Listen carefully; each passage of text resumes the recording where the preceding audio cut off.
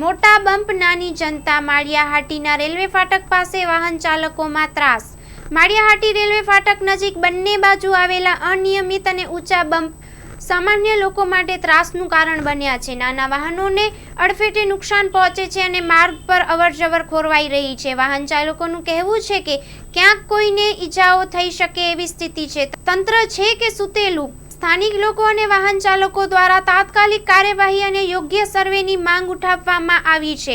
પ્રજાનું કહેવું છે કે રેલવે અને સ્થાનિક તંત્રે રસ્તાની યોગ્ય ડિઝાઇન બનાવી ખાડા પૂરવા અને બમ્પને યોગ્ય માપમાં લાવવું જોઈએ, નહીં તો જનરોષ ઉઠી શકે છે। Story report by Pratap Sisodia, Maliyahatina speed breaker railway station પાસે સ્પીડ બ્રેકર બહુ મોટા है અને ખાડા બહુ જ છે।